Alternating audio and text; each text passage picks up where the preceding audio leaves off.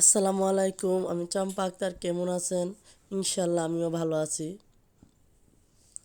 তো আমি আজকে দেখাবো আলু কুচানি।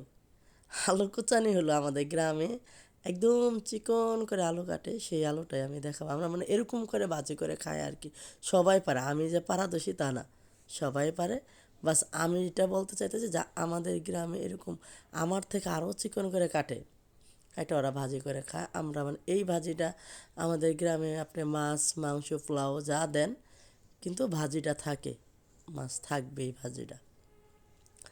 তো এই জন্য আমার বাচ্চারা বলতেছে, মা একটু ভাজি করে দাও, খাইবো। তো এই জন্য একটু ভাজি করে দিতেছি, যে আচ্ছা ভাজি করে দেই।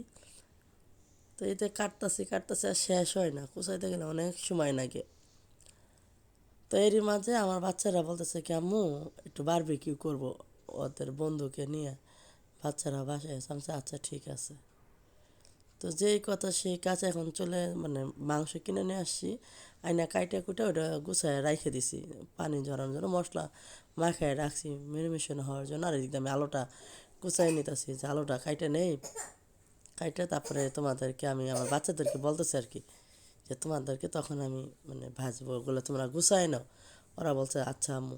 তো এই ফাঁকে আমার ওইটা কাটা শেষ। এই যে মাংসটা মনে করেন আমি মাখায় এনে দিয়ে দিছি আর কি। তো এক বাচ্চারে বলছি যে তুমি একটু তেল দাও, ও বাতাস করতেছে। মানে সবাই বারবিকিউ, সব জায়গায় পুরান বছর শেষ নতুন বছর শুরু, সবাই খাইতেছে, আমার বাচ্চারা বলতেছে খাবে খাবে। তো আসলে কাজ কামে সময় দিতে পারি না বাচ্চাদেরকে ওরকম। তা আমি মা যদি না দেয় কে দিবে বলেন? এই জন্য বলছি আচ্ছা ঠিক আছে। তো বলতেছে তারপর সাথে যায় খাবে। আমি বলছি আচ্ছা সমস্যা নেই, সাথে যায় খাওয়াবো, চলো নেও।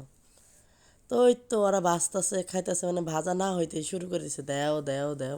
আমি বলছি আচ্ছা খাবি তো, তোর জন্যই তো করতেছি। ভালো থাকেন, সুস্থ থাকেন, আসসালামু আলাইকুম।